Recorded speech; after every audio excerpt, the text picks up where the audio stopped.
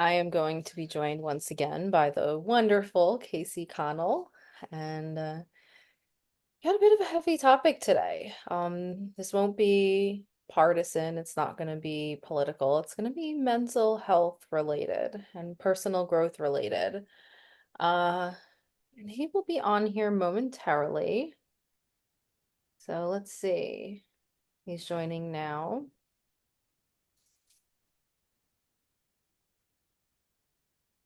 So yeah, if you're joining, then just say hi in the comments. I don't know why it zooms in like this. It's like I look like a giant on the screen. Yeah, I can hear you. Hi, Casey. Hello. Great to see you. As you pop in, just say hi in the comments because otherwise I often only see a number and not your name. And feel free to join in the conversation. So yeah, I feel like I feel this one, like physically feel this topic in my gut. Because it's been really painful just observing society and loved ones throughout this entire election season. And then, of course it came to a head, and I think a lot of people can physically feel it in the air today, you know? And as we were thinking about what we wanted to talk about today, this one just kind of like hit me like in a really raw way because what became so evident to me, you know, throughout the election and especially yesterday on election day was that there was so much fear, not knowing who it was going to be. Uh, no matter which side it was, there was so much fear. And so, like, today, half the country is terrified for the future, half the country has a sense of relief and hope. And I'm just over here like, did we see what just happened? Did we see how much we as a society are hinging our feelings of safety and security on these people at the podium? And this is not meant to be gaslighting. I completely understand the heaviness and how much of an impact government has on our lives.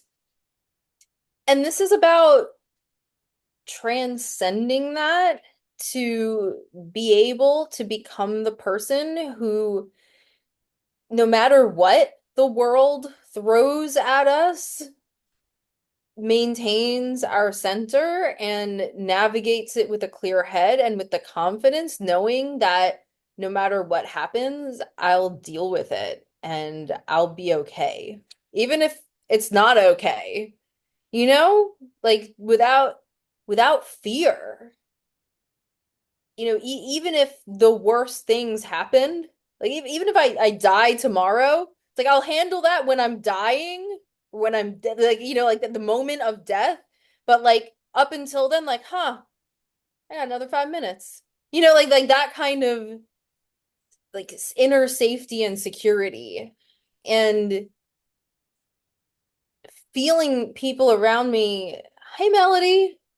Um, Feeling people around me freaking out no matter what their affiliation was, with the uncertainty and with the passion and just how much of that inner safety and security was dependent on the outcome of this election made me feel strongly that we should talk about this today. Yeah, I don't think that I have had the sense specifically that you're talking about. It was there was some relief that it was over for me more than anything else. Um because I I am political, but I'm not specifically partisan in one way or another. I have been a registered Republican. I have been a registered Libertarian. I am a registered Independent now because I feel like nobody really captures all of the true nuances of all the different issues that come up within the country. And so more often than not, I feel underrepresented. So I can see why other people, when the other party that they don't typically align with ends up in power or in office, or however you want to specifically describe that, there is a sense of anxiety, nervousness, and I'm not trying to say that there shouldn't be, um, because I mean, life inherently has a ton of unknowns. Like, we don't know what's going to happen today or tomorrow, and whether or not my life is going to be significantly impacted by one of the president's decisions, I won't know until that happens. And I think both of us tend to live our lives in a way that, regardless of who ends up being elected as a representative or the president or who ends up in, what office, we do our best to stay with our plans and make sure that we're not allowing for those external influences to significantly hinder our ability to live our lives. Because at the end of the day, there's going to be another Republican president. There's going to be another Democratic president in some kind of a cycle, depending on how we're doing. Hopefully, sometime in the near future, we have a third party of some kind that actually joins the conversation and challenges the two-party system. But yesterday was not that day. We'll see if it happens in 4 years. I don't know. But just in Yeah. general, I get from many, many elections ago, um, when certain people have been elected, understanding or feeling that sense of, I don't know what's going to happen. How is this going to work out for me? What is my life going to look like over the next 4 years because so and so ended up being elected? And there is a sense of fear when you're not in a place where you can be centered and you have a plan, and yes, there can be some significant changes within the economy and other things depending on who gets elected.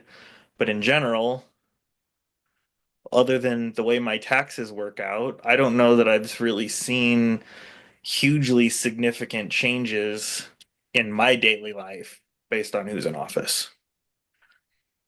Yeah, I I think there are notice a much lot of other larger people. patterns. Hmm.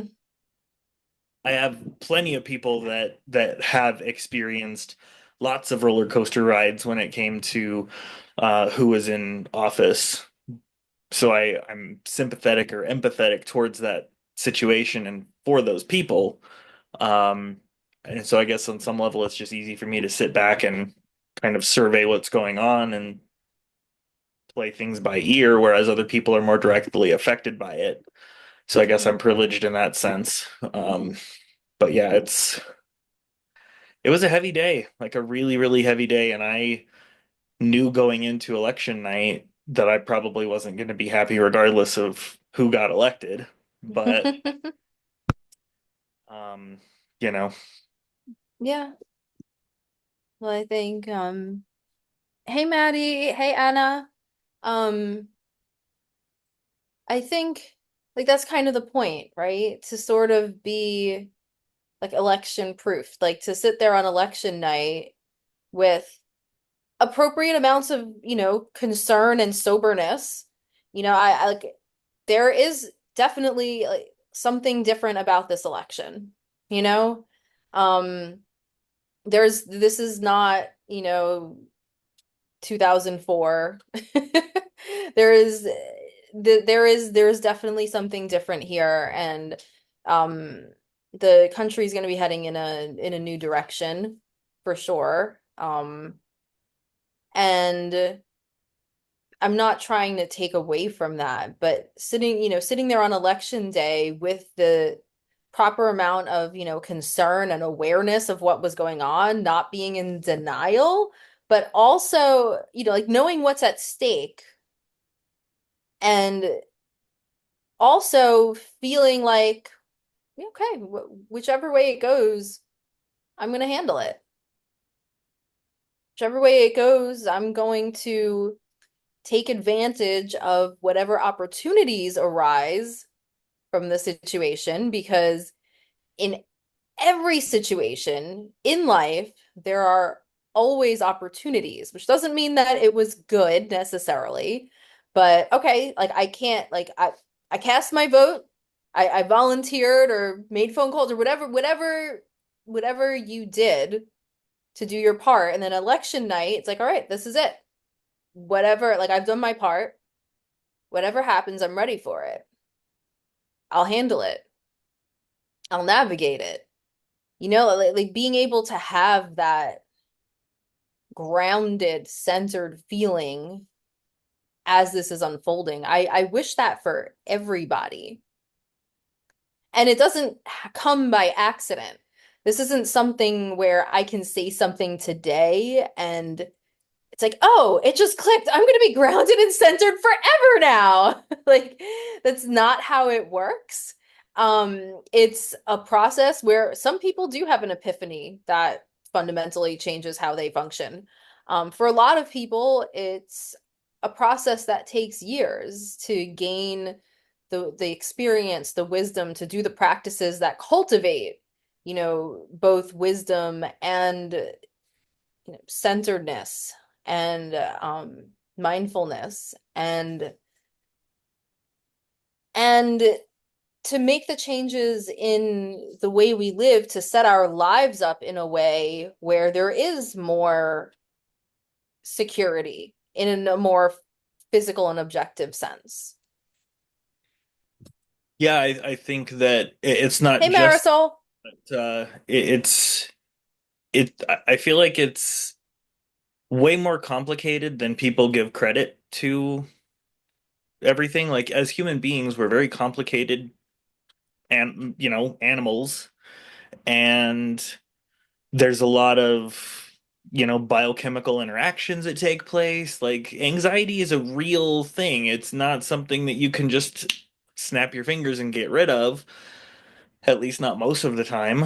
Mm-hmm. It's something that I think in general we kind of slowly learn to live with, and or are able to through different mindfulness practices or prayer or meditation or exercise and just many different ways to take what your body is giving you in terms of tension or like a sense of like being hooked up to a electronic machine that's just like like that bodily fear response to the unknown is a completely normal and natural thing to happen. It's part of our fight or flight mechanism. And how we respond to it is very important. Um, just in a way of being able to not, freak out, lose your mind and go act out of character just purely out of fear. Um, I certainly have noticed that over the last, let's say, 4 or 5 years, I I can count the number of times that I had any kind of significant sense of anxiety on one hand, mostly because as soon as I start to recognize what that feeling is, um, whatever I need in that moment, I work on. So for some people, that's prayer. You sit down and you say a prayer and you ask God to help you through the moment and you breathe through it. I've also found that meditation is extremely helpful. And sometimes it's going out and punching a heavy punching bag and just making your muscles move intentionally to process and move the tension out of your body and stuff along those lines. But it's different for everybody. I'm certainly not going to sit here and tell, oh, you have to meditate. That's the key to all of it. No, it's got to be genuine to the person. I've found significant peace through prayer at times. Sometimes it's through meditation. Sometimes it's going for a run, and listening to an audiobook. It just kind of Mhm. depends. But the other part is, I think that some of the fear for some people comes from a lack of understanding of the situation that we're actually in. If we don't have all of the information to distinguish between, let's say, two candidates and understanding how different they are and what their policies may or may not mean in the overall sense, that in and of itself is fear inducing because you don't know what is going to happen on an even higher level than people who, let's say are very financially literate and or have really great jobs where certain things are just not part of the realm that they're going to be worried about. Like if you've got millions of dollars, other than being, potentially grumpy about how the tax code might change, you're not going to be in survival mode like someone who's making 15 bucks an hour with two or three kids and trying to make ends meet, or someone on social security. Totally different Mhm. realm to be thinking about, in terms of what their personal experiences are. And I think in general knowledge is power, whether it's about the political system or how to help your body through situations that come every day, natural anxiety and or depression or any number of other things. Mhm.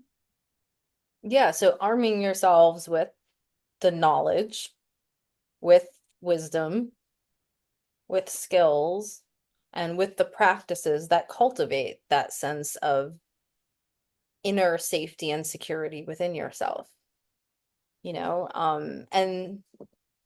and this is broad, like it can sound abstract, but a lot of it is very concrete, like you were saying, and like when it comes to wealth, there are people who have cultivated their skills in wealth creation. And so they know that whatever the market does, like whoever's elected, whatever laws are passed, whatever the market does, they're like, oh, this is the situation in front of me right now. I know how to leverage it to create more wealth. And becoming that kind of person in multiple areas of your life, right? Like I'm not as good with that financially, I have enough skills to be okay. Um, and I'm grateful for that, but to be like that when it comes to other parts of life, right? So, in an emotional sense, I feel like uh I am able to do that a lot better than in a financial sense, so I'm able to say like, okay, and part of that is experience, and because I cultivated the skills in this area much more than I did in the financial area. um and I'll get to experience in a minute, for especially for people who might be younger, and this might be one of the first major um like changes or experiences like this that they've gone through. But, you know, a big part of it is having gone through it before, right? So it's cultivating the skills. And I say this all the time, and people who work with me know this, but there's like two parts to this, right? There's learning and practicing the skills, and then there's having something big to actually practice them on, which are two different things. Say hi. Oh, okay. I was like, there's a comment from you. Got it. So like I compare it to like a fighter, right? So if you're a fighter, one part of it is practicing your fighting skills, going to practice, doing, the drills and practicing good form and hitting a bag and sparring with a practice partner. But like you're never going to get really good at fighting until you are in actual fights, right? Like it's just like you need that experience. And it's kind of the same way when it comes to resilience and mental health. You can cultivate all these tools. And I'm so glad that I did before my life went, hit its rock bottom.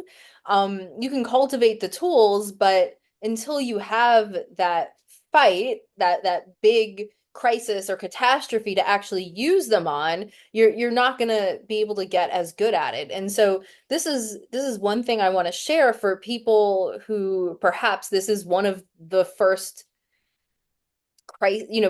big changes or periods of uncertainty or whatever you want to classify this as. If this is one of the first ones, just knowing that building up the tools, it even like this first time, they might help a little bit, but they might not have their full impact.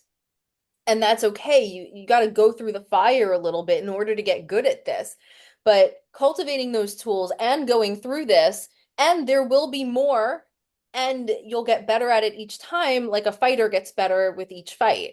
And sometimes they get their ass kicked, and then eventually they become the person who most people can't kick their ass anymore. And it's very rare that that happens. They can go in there, they can face a formidable opponent, and with the confidence of, well, first of all, I can probably kick their ass. Second of all, if they kick my ass, I'll recover like I have every other time. Yeah, it's one of the things that I ended up really starting to teach the boys, especially Wyatt, because of how losing at anything affects him. Mm, He hates losing in general, but getting him to understand that losing is part of the learning process. And if you don't lose, then you really struggle with staying ahead of the competition or the ability to gain the extra skills that you need. Because it was like Ronda Rousey, for instance, she was an incredible fighter, and her downfall ended up being that she was too one-dimensional. She mm, could take anybody out with her extremely talented but limited skill set with arm bars all day long. But as soon as someone was able to avoid the arm bars, she turned human mm, and she disappeared off of, like everything. Um, mm, for the most part, I think she came back for a couple of fights, but she was never the same after the first person, Holly Holm, was able to stay out of or stay off the ground with her. It was like that's her one main weapon. mm, And so without the diverse skill set, her career basically went right out the window. So I'm trying to help yeah. all of the boys in general understand that it's okay to make mistakes. That's part of how we learn. We don't want to make the same mistake a whole bunch of times if we can help it, especially when they end up causing pain. But making mistakes is part of life. You don't learn nearly as much from winning as you do from losing. Hmm. Yeah, and if you're not putting yourself in those situations where you do have a good shot at losing, then you're not actually working up to your potential. Yeah, there's definitely a big piece to that because it's the same thing with like personal growth, right? When you're not putting yourselves in situations that will trigger your anxiety, the fear of the unknown of what's going to happen when I do this, or after this happens, what's the next step going to be? I don't know. I'm going to have to wait and see what happens when I get there. But trusting in the knowledge, tools, and the skill set that you have cultivated through your life to manage whatever that is that comes through. And there are times when maybe you're completely unprepared for it. But as soon as you recognize that, finding someone or someones who have the skill set that you might need or are looking for that can help you through whatever that is, whether that's a therapist or a mentor or a coach or whatever. Those kinds of things are very, very valuable to gaining the knowledge needed to avoid having other people or feeling like you're like losing control of what direction your life is headed in when it comes to, you know, anything, but in this particular case, more politically speaking. Hmm. I haven't been happy with the president that was elected in 20 years, and I'm here doing fine. Yeah, I mean, I don't want to understate like there what people are fearing with this election. It's it's not so unrealistic. At least the mainstream things people are fearing, what they were fearing on both sides, right? Because yesterday we didn't know who was going to prevail. So the people who were fearing, the economic types of things with Harris, the people who are fearing the movement towards authoritarianism with Trump. We didn't know which one it was going to be today. And so I'm speaking about those things with no judgment, and I'm speaking about them just as like from a mental health perspective. And I don't want to downplay those are big deals, right? If the economy's been rough for the average person. The average person is living paycheck to paycheck and like one emergency away from financial ruin. The average person is skipping doctor's appointments that they can't afford and in other ways doing things that go against what they need for their optimal health and well-being because they can't make the change. Like they're working two jobs or whatever it is, right? Like the average person is not doing okay. And so the idea like being at that level of strain, and both of us know what that feels like. We've both been there. I mean, you are at a pretty high level of strain now, but it's out of choice because you're building something that excites you, as opposed to being on the brink of disaster, thank God. But like both of us know what that feels like being at that level of strain and then seeing an indication that it could get worse, like that's a big deal, you know? And so I don't want anything I'm saying to sound like I'm downplaying it or I don't understand the severity. It's more like if you if there is a 500-pound obstacle in your way, your choices sometimes come down to either not being able to get past it or training to be able to move 500 pounds. Right. And so, yeah, I'm recognizing the severity. And the way I'm injecting hope is to say we can train to be even stronger than that.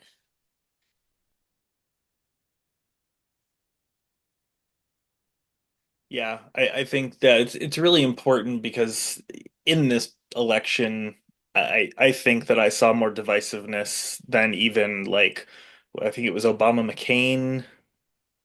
Oh, Um, yeah, this is on a like whole other level. I feel like it's just been getting more and more with each election and with the fear too and the I'm moving to Canada. I haven't heard that one this time. I haven't heard a single person say they were moving to Canada. Kind of surprised.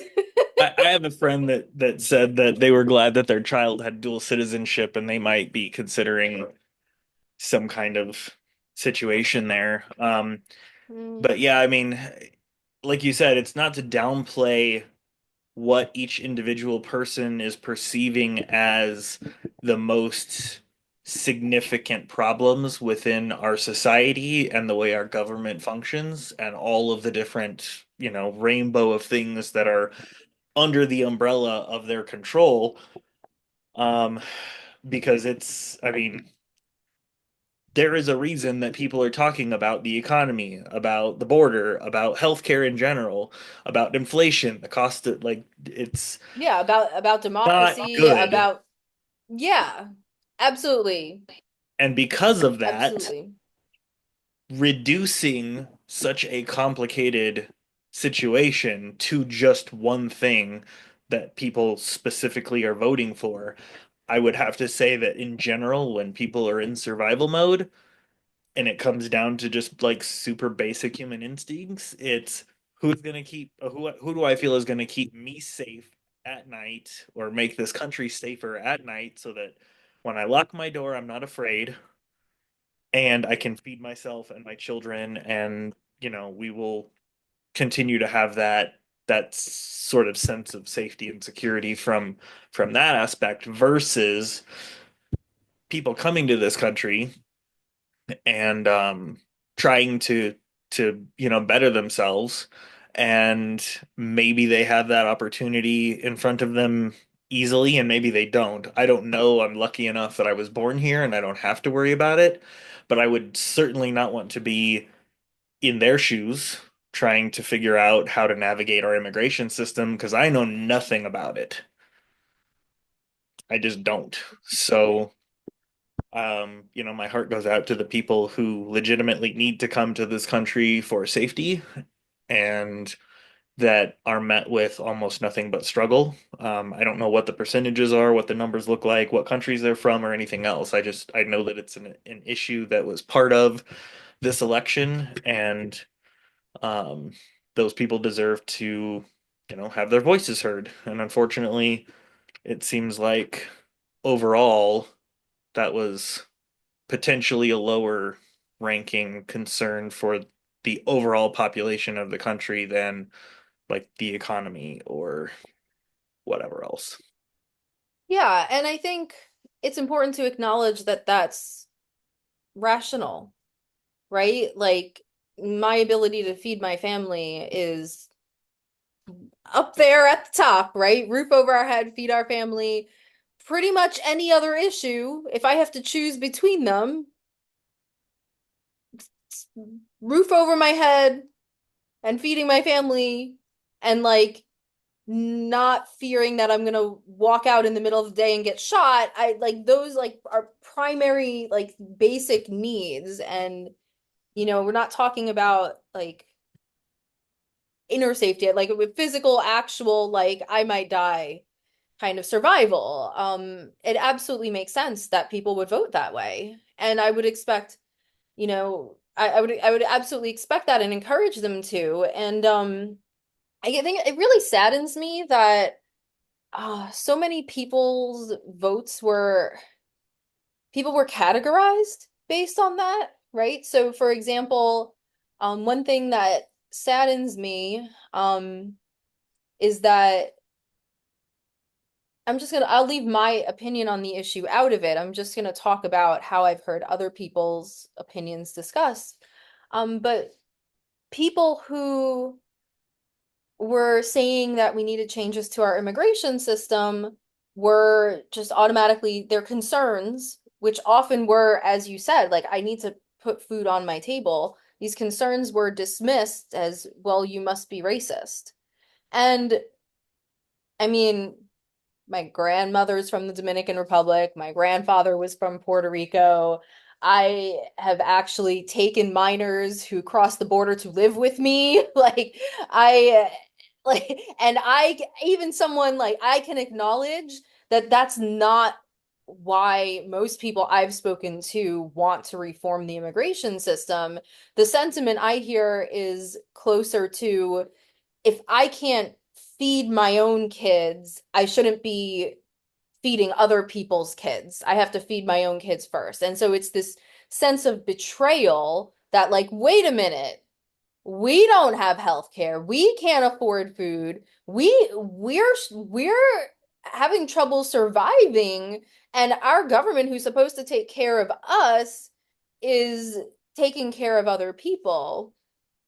And so whatever the feelings of, like, however, like, whether you buy that argument or not, whether you agree with it or not, that's not a racist argument. Like, it's absolutely not a racist argument, and similar with other issues. When I actually listen to people, that's not what I'm usually hearing. And don't get me wrong, I understand that people are usually not gonna say their racist arguments or their sexist arguments to a Hispanic woman. But actually in the winter I get pretty white. My white side comes out in the winter, so people actually have, and I'm just sitting there like, huh, interesting you would say that to me. But like the vast majority of people, just I don't see that, that explicit racism and sexism.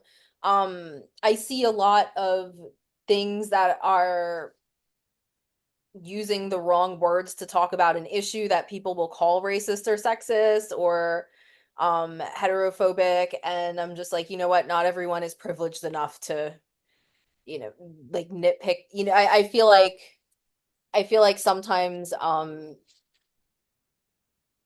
nitpicking words as opposed to sentiments can, while it is important, I think, to share how we feel and how we prefer to be communicated about if it's about us, that's absolutely important. That's not to be dismissed. I think that when people are just less educated on an issue, it's almost like elitist, like it's like virtue signaling to be like, I can talk about this the correct way. And I don't think that's helpful at all. I care so much more about people, like their intentions and how they how they treat people, as opposed to if they're up to date with the latest lingo.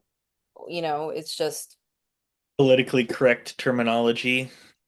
yeah, and don't get me wrong, like language is powerful and there is definitely a place for that, but when someone isn't up to date with that, I think jumping to, well, they must be this, racist, homophobic, sexist, whatever. I don't think that's the right place to go. Um, I think that sharing our feelings on an issue or why we use a different word, I think that's absolutely important. If it comes to us, like not tolerating disrespect is absolutely important. But I think assuming that if someone didn't go to a university and learn all the history, that there's something like, looking down on them. I don't think that's really helpful at all, honestly. Um, yeah. Anyway, we're getting so far off the topic. My fault. Yeah, I was just Um, thinking, you know, we staying in the like mindfulness and like just individual skill set kind of topic of like what works for people to be able to. How about this? When you say grounded, for those people who may not understand what that means to you and how you're using it in this context, why don't you explain that? right? So you react to stuff. You're not in a bubble. It's not like your head's buried in the sand. You recognize, like, this is very concerning. I need to act. You can care about what happens very deeply. You can feel sadness or grief, but even through grief and fear, you maintain this sense of peace and the clarity that you need to navigate through a situation. Um, that's what I'm talking about when I use words like centered and grounded. Yeah, because I think that it's I don't know if foolish is the right word, but to go through life in a state of nothing can touch me because something is going to reach the level at which your normal daily routine of exercise and meditation or prayer or whatever it is, something will reach out, smack you, and get your attention and say, "Hey, there's a significant thing that you need to be focusing on here." Mhm. Um, at any particular time, day, night, weekend, holiday, like, whenever, and being able to recognize that, okay, this is one of those situations where in order to make the right decision, I need to be clear-headed because typically speaking, people don't make great decisions from a unsafe and emotionally charged or impactful situation. You kind of have to get to a point where your nervous system is calmed down enough that you can process the information, not like, at least reasonably objectively, and then make a decision that isn't based purely on fear or scarcity or any number of other things to what your path forward is going to be. And I think that for the most part, those who practice specific things, whether it's prayer or meditation or some other physical activity regularly, tend to come out of it much quicker than those who have no self-care routine of that kind. Yeah, I mean, even if like we don't even have to get into spirituality, the brain is a physical organ. And it's impacted greatly by nutrition, exercise, sleep. I mean, that's the fundamentals are so important. And the more stress you're under, the more important it is to make those basics a priority. And I understand how difficult it can be to live a healthy lifestyle in modern world in 2024. And so this isn't a guilt trip. I'm not gaslighting you like, well, it's just your fault if you don't have perfectly curated, portioned, cooked from scratch Whole Foods organic meals every single day. It's like that's not it, but the thinking that I want to go against is the idea that when we're under these times of severe stress, that, oh, you know what? I'm going to take it easy on myself. I'm just going to pick up McDonald's. Because for a day, yeah, that might be taking it easy on yourself. But when there's a situation in your life that's lasting for weeks, months, or years, that actually backfires because you're priming your body and your brain to feel agitation, which then is anxiety, fear, like to be triggered more easily.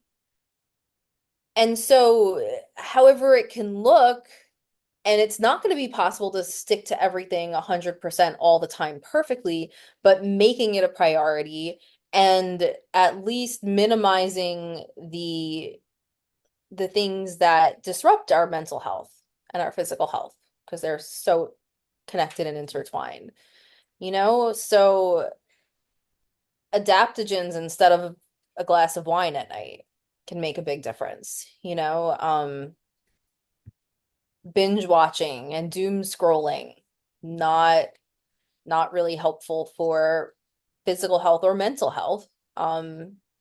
Overstimulating disrupts your circadian rhythm and your sleep quality and just for mental health. I think everyone knows that by now. So making those things a priority, and not shaming or beating yourself up when it doesn't go perfectly, because I get it. But yeah, making that a priority. And then there are some basic practices that are pretty much universal when it comes to cultivating this. Like this is a pretty universal tool to put in your toolbox. Um, I call it be a scientist. And literally, whenever you feel any physical, mental, or emotional discomfort, or any time, but space it, most people don't feel a need to cope with all their feelings of bliss and euphoria. It's so usually people practice this when they're triggered by something that doesn't feel so good. It can be as small as I'm cold, or I used it when Eric's birth did not go very well. So for physical pain. Um, and it can be emotional pain as small as minor disappointment or annoyance to I used this when I lost my brother. Um, and I still use it as my grieving over my brother is going to be a reality in my life going forward. Um, and I'll circle back to that because that's a good example for what we're talking about today. But to do this be a scientist method, literally all you do is go inside yourself, allow yourself to feel. So you're not going to distract yourself or run away. You're going to go and like observe what happens in your mind and body. And you're going to narrate it back to yourself, either out loud or in your head. Narrate it back to yourself using objective language. The key is objective. Okay. So for example, it's like, ooh, I'm feeling anxious. I feel like there's electricity moving throughout my chest. I would say it's mostly about 1 to 3 inches deep and centered around the solar plexus region, spanning outwards. I would say there's about 1 to 2 um, pings per second, and uh, it's it ends up going as high as here, as low as here. I also notice some heat rising to my head. I notice that there's tension in my neck. And well, now that I noticed it, I just relaxed it. I noticed that my mind keeps replaying a fantasy of what I think might go wrong, what I think might happen, right? So you're narrating it like you're writing a scientific report. And this isn't this isn't magic. I like to compare it to learning how to do a backflip, right? So someone might tell you, "Oh, jump straight up, tuck your knees." And that sounds simple enough, but when you do it, you're gonna fall on your head the first many, many times until eventually it all of a sudden clicks. And then after that, you're still going to keep falling on your head, but sometimes you're going to land on your feet. And then after a while, you land on your feet pretty regularly. And so it's kind of like that. If you try this for the first time, or if you've tried it before, let me know in the comments. If you try it for the first time, definitely shoot me a message. I'd love to hear how it goes.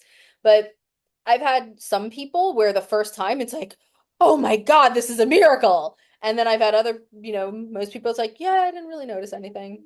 And that's fine. It'll do it regularly. This is one you do throughout daily life. You can do this at work. Like no one has to know you're doing it. You can do it in your head. It can be super quick if you don't have to, if you can like sit into it, go into meditation, really reflect, awesome. But like you really don't have to. I do this throughout daily life. Um, and so, if nothing happens for a while, do it regularly. And after a couple months, they'll, all of a sudden one will click and you're like, oh, I get it now. And when it comes to things like this, it's hard to describe because we're talking about something internal. And so the words that I would use to describe my internal experience might be very different from the words you would use to describe yours. And so don't get hung up on my description of this. The way I would describe it is that it feels like there's a layer of separation. So some people say it feels like you kind of like step back in your consciousness. But there's like a layer of separation, almost like you can fully like as if you are feeling things through gloves, right? You can still feel them, but it's not, there's like a layer of separation there where your hands don't get dirty. So it's like you're still fully feeling and experiencing the fear or the grief or the physical pain, but there's like this layer of separation where you're like, "Oh, I still feel at peace. I'm experiencing it, but there's also the pieces there. Like I'm still at peace." It's hard to explain. Um, people talk about it, and if you read books about it, stepping back into observer consciousness, and stepping back into your seat of awareness, moving your seat of awareness back. There are different ways it's described. Really experience it, and then you'll be able to find your own words to describe it. That's really the best way. But if those help you to identify it when it happens, then that's why I share it. Yeah, I think practices like that are very helpful for some people, and if you try it many times or several times and just don't get any kind of relief or have any kind of epiphanies, then maybe that one's not for you. But um one of the things I wanted to kind of circle back to on top of your brother was recognizing, because so many people are struggling right now, that one, it's not optimal, but it is okay to admit that you're struggling to yourself, and to take things off your plate that you are stretching yourself too thin to accomplish. Because as people pleasers specifically are well aware, um, if you feel like you have the capacity at one moment to be able to help someone, it shouldn't be a situation where you're obligated to continue for any specific length of time, especially if your circumstances change to the point that you need to make a decent, diversion of your time or energy, or um, to more self-care things. Because if you don't take care of yourself, more often than not, nobody else is going to do it for you. Especially if you're a single parent, um, Mhm. you know, that there's no one else, at least on your time, that's going to take care of your kids if you don't take care of yourself first. And I know that in the single parent population, that may be one of the groups of people who are significantly worried about the recent events. Um, but remembering that we all have the choice of what direction we take going forward and how we choose to make decisions for the long term. And sometimes those decisions mean I'm going to, close off some of those external things that I just am not going to be able to handle for the foreseeable future and focus on myself and my family and whatever it's going to take for us to be able to survive, including your self-help practices and, teaching your kids the same thing. Whether that's a group of other parents that you just go to the park with or church or whatever it is that resonates with you, but focusing on the things that you actually need for your nervous system to not go into, significant fight or flight or survival mode because generally speaking, we don't make great decisions from that place. Yeah, yeah. And it's really easy to just focus on like I have to do what I have to do. And sometimes that's all you can do. Like you have to get certain things done to avoid catastrophe, even if it means you're not having a perfect meditation practice, right? Like it's 2024. Um, but I think I want to stress that a lot of this is about like, do you get stuff done while you're like super irritable and anxious, and your kids pick up on that and they react to it, and now they're really anxious and possibly misbehaving because they can sense your mood and you're irritable with them, so they yell back and or are you getting stuff done and able to be that calm, emotionally present parent that will help your kids be at their best. And I'm not always that perfect emotionally present parent. None of us are. So there's no guilt when that's not possible. Um, but understanding how you can make that possible when it is an opportunity is not only great for the kids, it's better for us, and it our kids behave better when we're at ease, when they're at ease, like they can sense that. And the way we navigate things with them is more effective. So, Yeah, yeah. it's a huge modeling opportunity. Hmm. So huge. The way they see us navigating and dealing with things is how they're going to be programmed to. If they see us freaking out over everything, they're going to freak out over everything. If they see us having, being cool, calm, and collected no matter what happens, then they're probably going to end up like that when they're older. Not 100%, but much more likely. Um, One thing that I think I definitely want to circle back to in a little more detail is recognizing the opportunities, right? So the election's over. It's either what you wanted or it's not. And allowing yourself to feel any emotions, totally healthy. Allowing yourself to have excitement, grief, whatever it is, totally healthy. Feel your emotions, give yourself some time for that, and don't get stuck there, right? So being able to like look like this is the situation I'm in and not resisting reality. Well, it shouldn't, but what if this had happened? But how can we? Oh my God, this is awful. Like, okay, just this is the situation that we're in. And looking around, maybe literally, probably metaphorically, looking around, what are the opportunities in this situation? Because every situation, no matter how awful it is, presents opportunity. There are opportunities surrounding us all the time. This doesn't mean that everything's good. It doesn't mean, oh, it's good that this happened or that it was meant to, or like I'm not sugarcoating it. If it's awful, it's awful, and there are still opportunities in front of you. And it's going to be awful whether you take advantage of those opportunities or not. So you might as well deal with the awful and take advantage of some opportunities. Um, so this is our new reality, right? The decision's been made. This is our new reality. Things are going to unfold.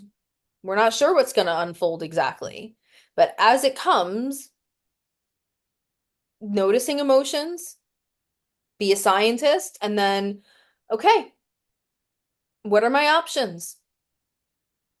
What are my options? What opportunities are in this situation?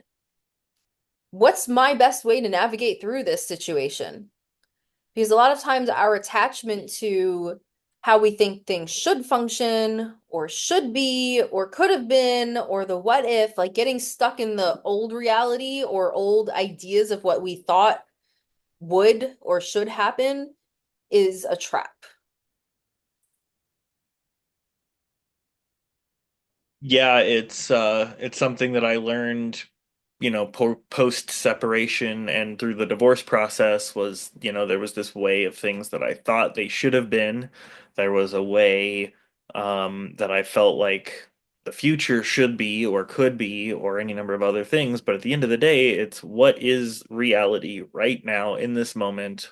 What decisions and opportunities do I have that I can make right now with no I wouldn't say no concern for any outside, whatever, because I still have my kids to think about. But I know that there's a lot of fear around certain agenda items being fulfilled, and those are completely valid. I know that some of the things that were promised already took place in the past. And so that gives more people what they feel like is a legitimate fear of that continuing. And I think that it's just important to remember that even though the election is over and we know who is going to be in office come the new year, those things aren't a reality yet. And there are still things and choices that we can make now today to try to keep those negative or what we perceive as the negative things from happening in the future for by one means or another, whether that's being more in touch with our local representatives or petitions or like whatever. There's mechanisms for doing our best and whatever it takes to protect what we believe is the future that would be best for the country, no matter who's president. Mhm. Yeah. And I'm like not making assumptions. You know, if you're one of the people who is very unhappy with the way things turned out, um, what if this were, so you're flagging that you're one of those people? Okay. So what if this is the catalyst that was needed for the people who agree with you to all of a sudden get their acts together and start making stuff happen. You know, like there's no reason to assume we don't know what's going to happen next. And so there's reason like we know what's been promised, we know what has happened before. Um there's a lot that we can be prepared for, but we don't know what's going to happen or how things will unfold or what the eventual outcome will be. And like, what are the opportunities? You know, like looking around, like just being so aware of positive things that can be leveraged in any situation.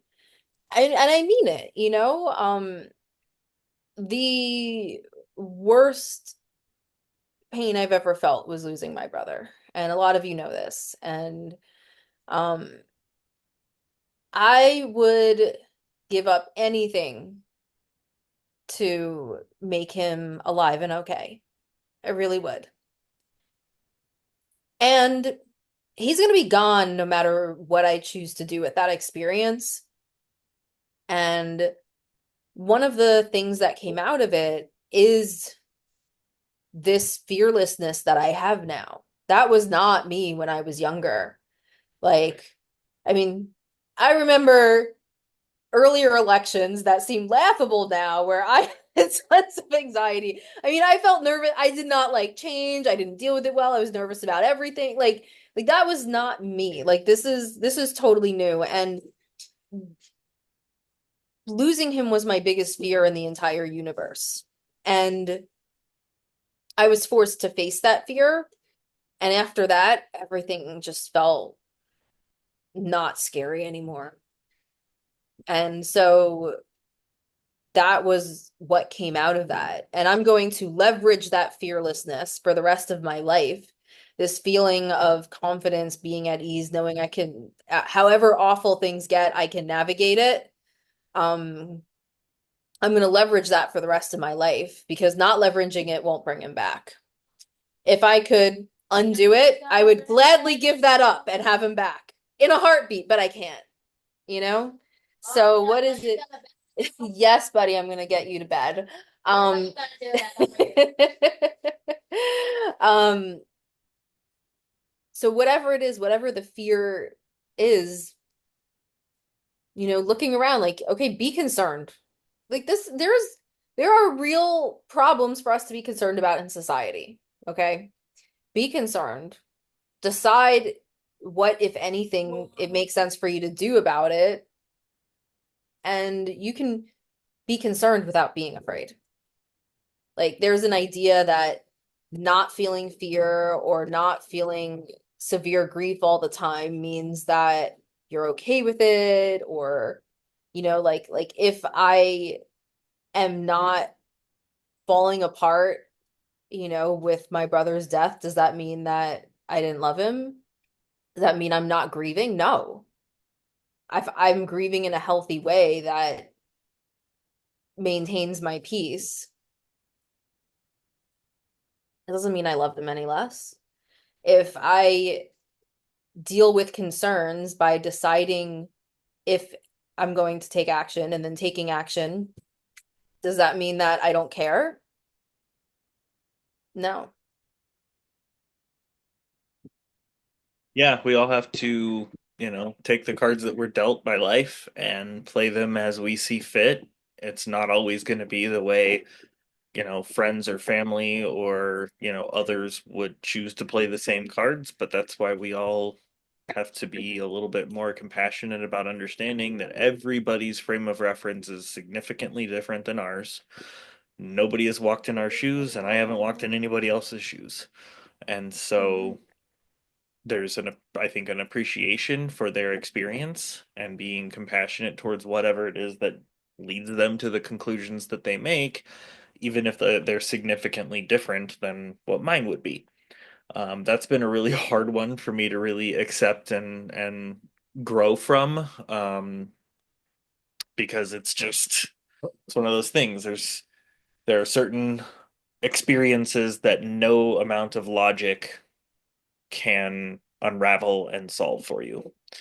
And so I think that the best way to approach just life in general, whether it's around elections or, a career change or any number of other major life changes, are using every skill that you have to figure out exactly what is going to align your choices for the future with what your beliefs are right now. And um not to say that they can't change. Sometimes they do, sometimes they don't, but in general, making sure that your actions match what your plans and goals are for the future, so that I've actually found, I think that that's one of the most intense experiences my nervous system has felt, is going through the process of my divorce and not knowing what my future looked like,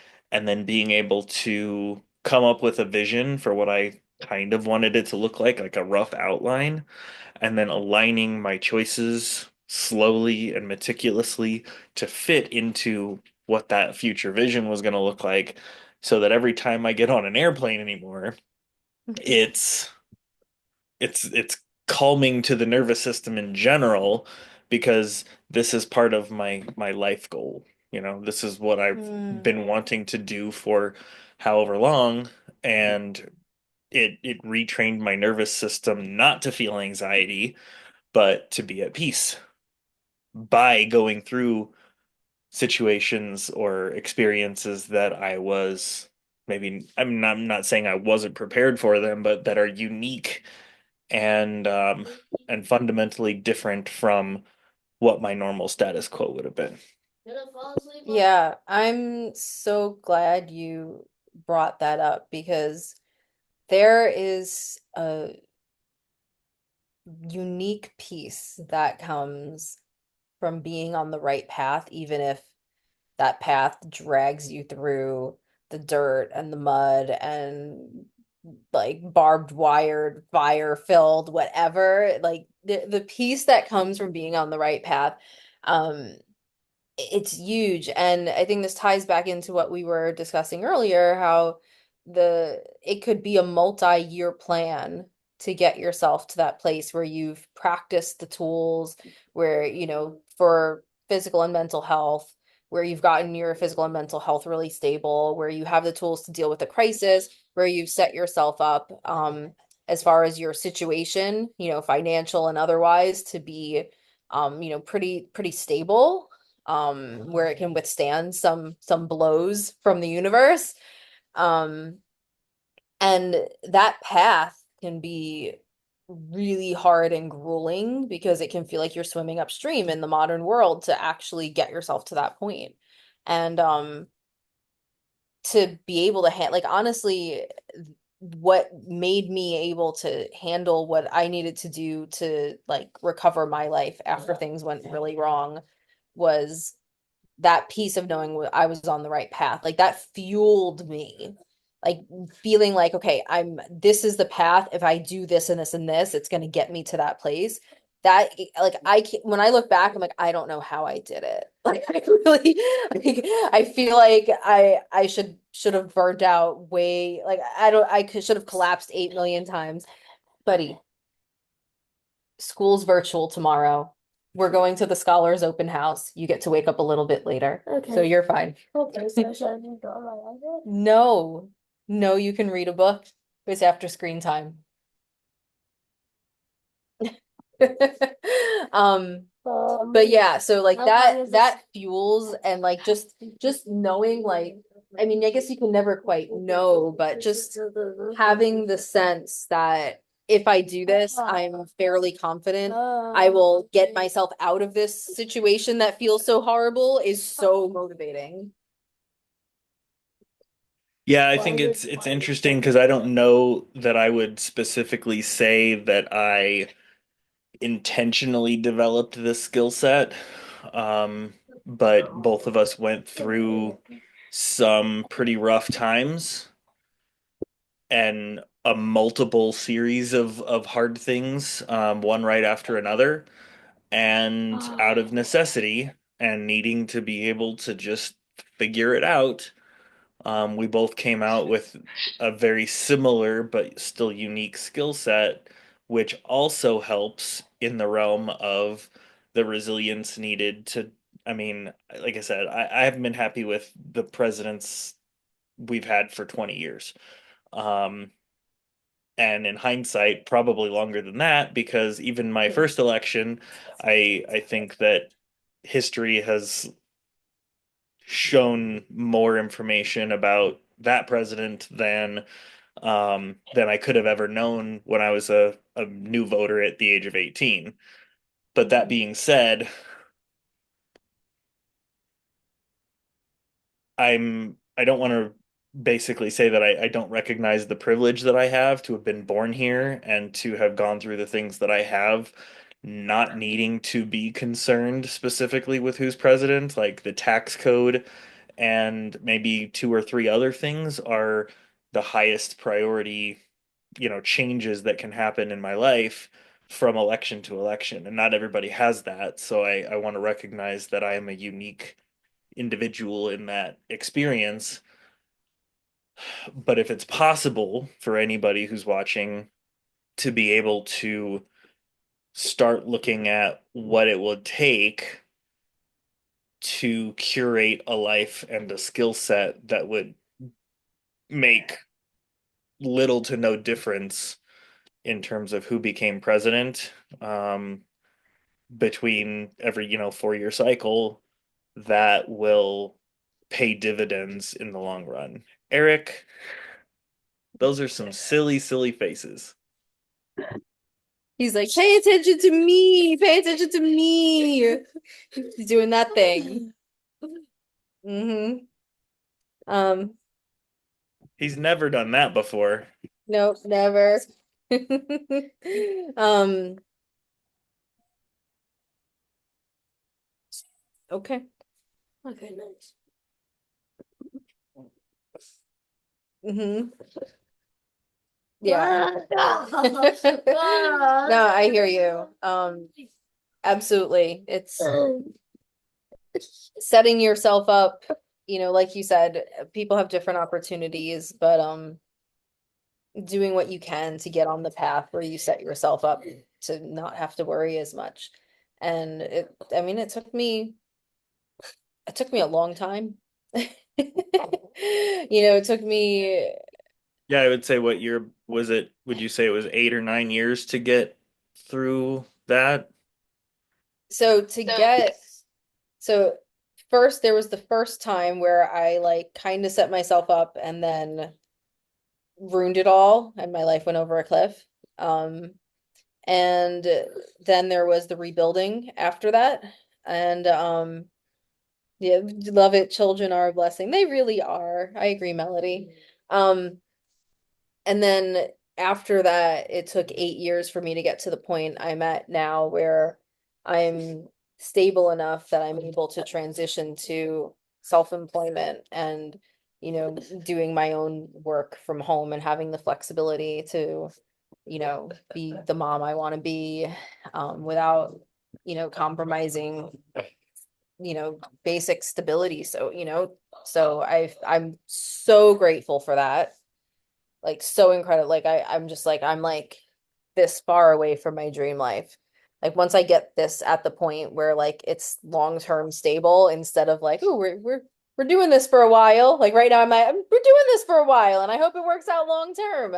Once I get it to like long-term stable, like I'm literally like I couldn't ask for anything better, honestly. But I mean, it was a long road, and I think if people like some people like starting off thinking like this is my 5 or 10 year plan feels like a helplessness and a hopelessness because the situation, like when you're in that situation, that's like just so awful to think about. Well, now I'm going to add something else to my plate and maybe I'll feel it in 5 or 10 years is daunting, but do it. Like, please do it. Just do it because those, like, it's cliche, but those 5 or 10 years are going to pass whether you do it or not. And you can either be in the same place or be where you want to be, or moving towards where you want to be, even if you don't get there, will probably get you to a better situation, even if it's different.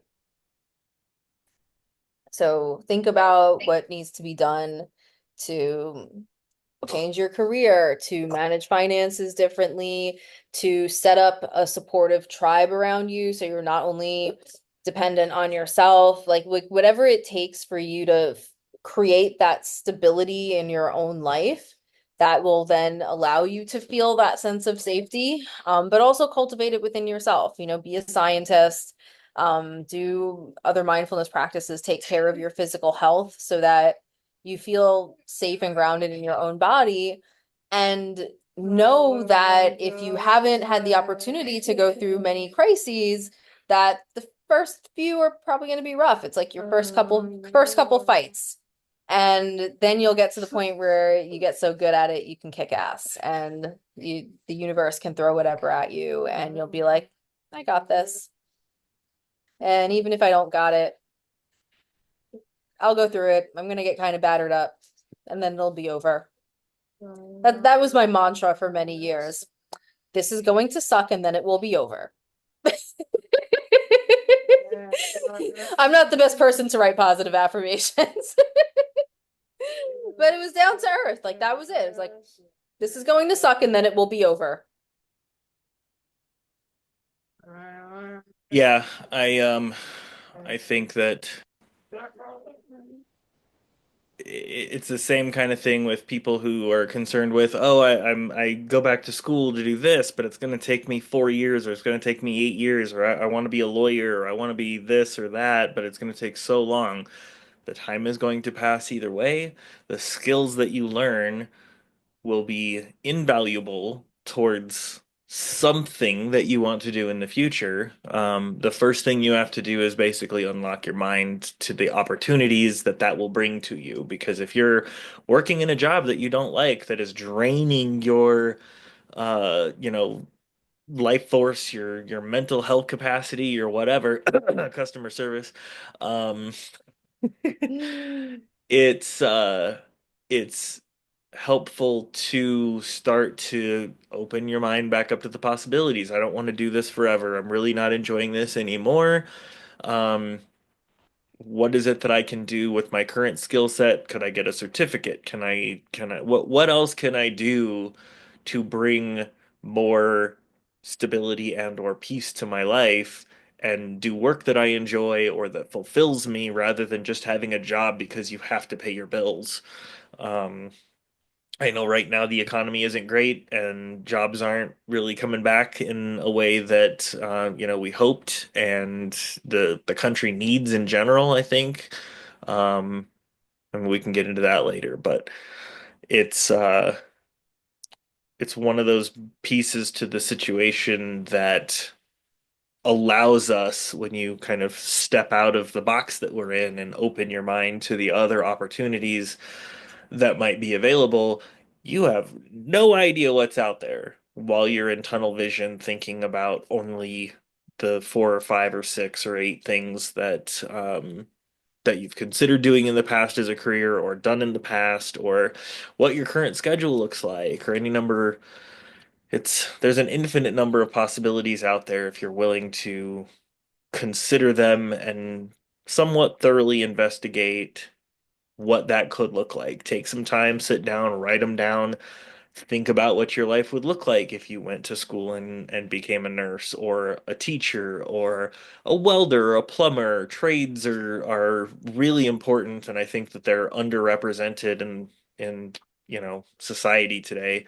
So think about what you could do. Maybe you're an artist and you'd like to start painting and you can do that as a hobby and develop those skills while you're still working in this job and you can have the safety of a full-time job with adding that on the side until it takes off. Like I don't know what the opportunities are for every person out there.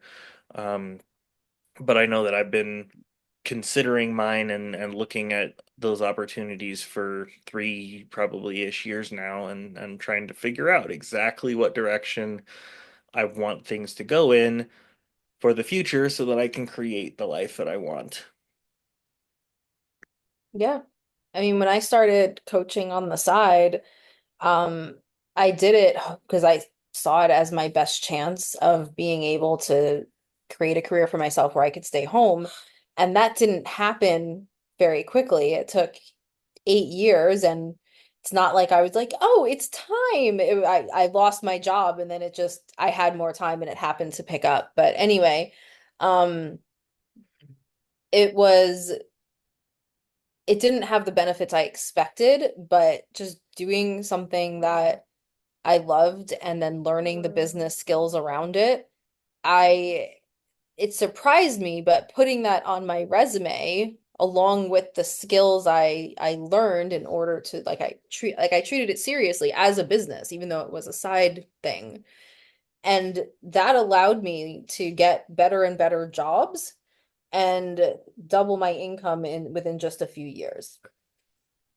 So like what you're saying, like if there's something you enjoy, just do it seriously. and develop the skills that go along with it. And you might be surprised at what opportunities that gets you. And when you do the things you love, you're qualified for opportunities that involve doing the things you love.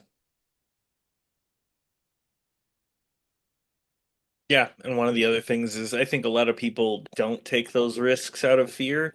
Um, like not applying for the job because they're afraid they're going to get told no. It took a little while for me to get past that fear. But right before James was born, I had little option. It was, I know that my income isn't high enough to be able to sustain what I'm going to need with another mouth to feed in the next few months. I am going to make anybody I interview with tell me no. I will apply for every job that I can find, and they are going to have to tell me that I'm not qualified because they are going to have this type of person, coming into their team, and I'm going to make them tell me no in that interview. I heard it Yeah. once. Yeah, it's amazing how not knowing how you're going to provide for your kid makes you get over fears of negotiation very quickly. It was like, oh my God, I can never negotiate. Became a single mom. It's like, I'm gonna need this salary. Very, very, very easy. Hmm. Yeah, All for right. sure. Any closing thoughts? Hmm.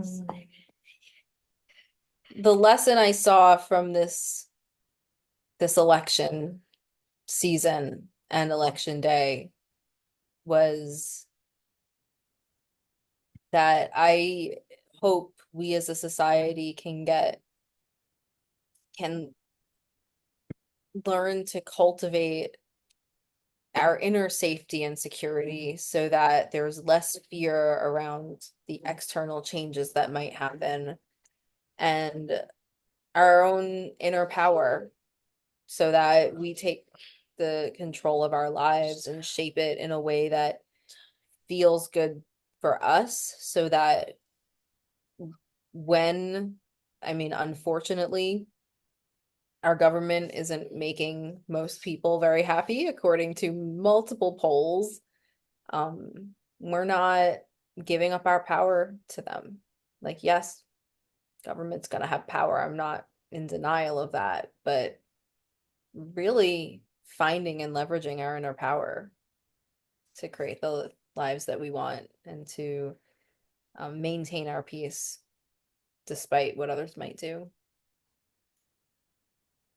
Yeah, like I was saying earlier, I mean, in the history of the United States going forward, there is always going to be at least one president that you did not want to be in office, and we're going to have to navigate that mindfully and accordingly. So Hmm. creating that life that allows you to do that as much as reasonably possible is the actual key behind all of it because you know, 50% ish of the country is going to be unhappy with the president, no matter who it is, until we get to a point as a society where we can actually come together and compromise instead of making it all about what we want individually or as our groups rather than finding the answer that actually aligns with a majority of the country. Because I really feel like there are those answers out there, but they're behind difficult conversations, and it takes time and energy and effort to have those conversations, to understand what the issues are, and to find a solution that can be a reasonable compromise for everyone.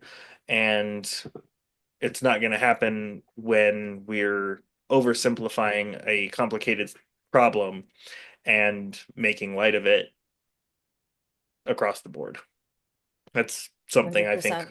a lot of people do. It's not isolated to one political party or another. So, got to do our best to make ourselves invincible to the political cycles in terms of what they can do to our peace and our future to the best of our ability. Get a little bit better about electing ones that align better with unity instead of divisiveness and see what happens. Yeah. And since you brought it up, politicians make their decisions based on what voters will do. We're the voters. I mean, anyone watching this who's a citizen at least. We're the voters. Right? So they're literally making all their decisions based on what we will do.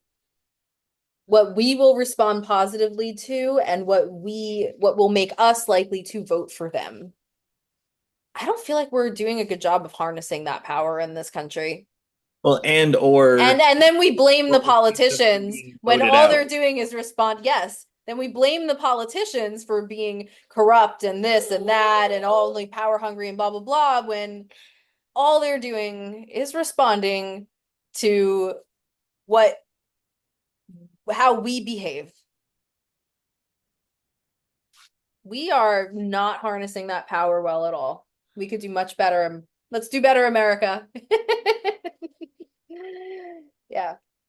But anyways, as always, I love having these conversations with you. And yeah, we'll be back again next week. Okay. Good night. Good night, Eric. He said good night, Eric. Good night. All right. Bye, Facebook. Thank you, everyone who popped in. And don't forget, leave something in the comments so we can say hi to you, know you were here. Melody, thank you for hanging out and listening to the conversation. Have a Yeah. really good night. Anyone else whose name is not showing up, I see the numbers here. There are more of you.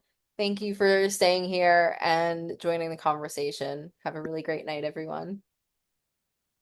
I'm very sorry. I'm very sorry. I'm very sorry.